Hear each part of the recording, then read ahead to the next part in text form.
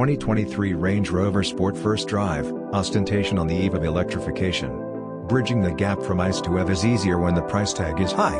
The 2023 Range Rover Sport marks several firsts for Land Rover's luxury first sub-brand. It's the first time the sportier take on Land Rover's iconic luxury SUV is being offered with multiple hybrid powertrains and will become the first to be offered as a pure battery electric. This generation also brings with it a shift from Land Rover's tried and true, but simultaneously aged, 5.0-liter supercharged V8 to a twin-turbo V8 sourced from BMW. Not many cars are worth crossing an ocean just to test drive, but the new Range Rover Sport makes a convincing case. So, what puts the Sport in Range Rover Sport? A few things, some sportier than others.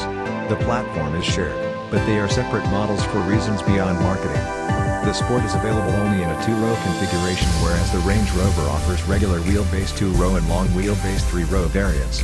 The Sport's design lives up to its name with a narrower grille and headlights, full-width taillight trim and more greatly pinched rear roofline that's altogether less stately and more streamlined, pictured below left with the Range Rover below right. It also comes with a less powerful base engine, more on that later. Most critically, it's cheaper, by about $20,000. There aren't any major mechanical differences to explain that, nor a radically different equipment list, but harder to quantify. Attention to detail elements likely play a role. The Sport doesn't get the most powerful LED tail lamps ever made, for example. Dimensions aren't appreciably different, which means the Sport is pretty much the largest vehicle you can comfortably weave through the urban hedge maze that is Madrid. In this part of the world, the most substantial passenger car you'll typically see on the road is something like a Toyota RAV4. I saw more pickups roaming the airfield when my 767 touched down at Barajas International than I would spot throughout the duration of the trip. 2 lifted wheelers, a Nissan Patrol and an old Land Cruiser, were the only properly big SUVs on the road. The next runner-up? A lonely Porsche Cayenne Coupe.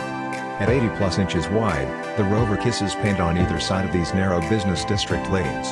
For once, my upbringing in an old, by American standards, East Coast town pays dividends, and the Range Rover's myriad electronic whiskers were surprisingly tolerant of my comfort with putting bits of the car just an inch or two from 400-year-old stonework.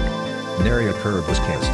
Slinking through these narrow alleyways comb boulevards in a thick SUV with an even thicker price tag, on 23-inch wheels, no less, could be nerve-wracking.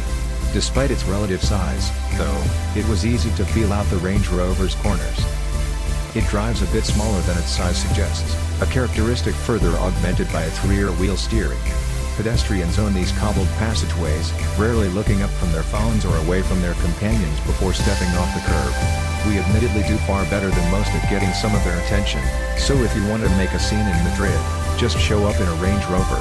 The transition to farmland and industrial space happens abruptly.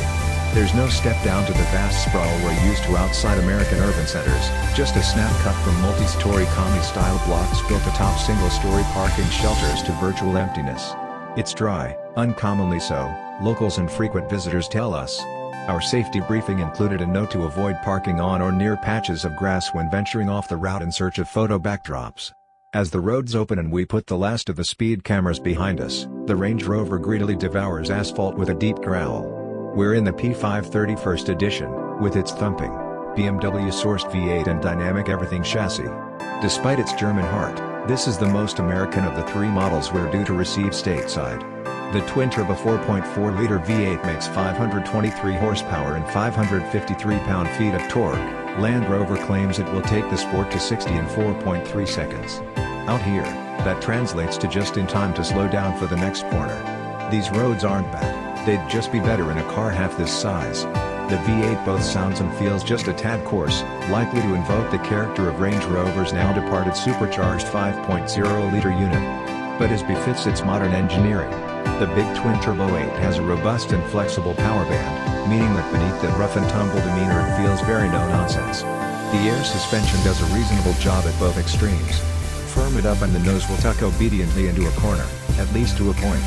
This is a 5,500-pound SUV, but if the Sport part matters more to you than the Range Rover part, this is the one you want.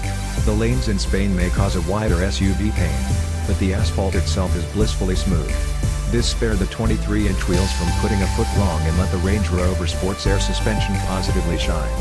Sure, this may have been easy mode for the big SUV, but I'm still inclined to give it excellent marks for ride quality.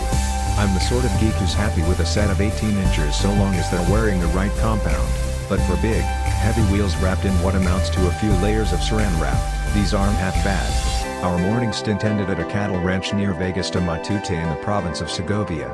This being a 4x4 event hosted by Land Rover, it wouldn't do that we merely parked our SUVs and sat down to lunch. Instead, our approach took us through an abandoned mill race barely wide enough to accommodate the mirrors.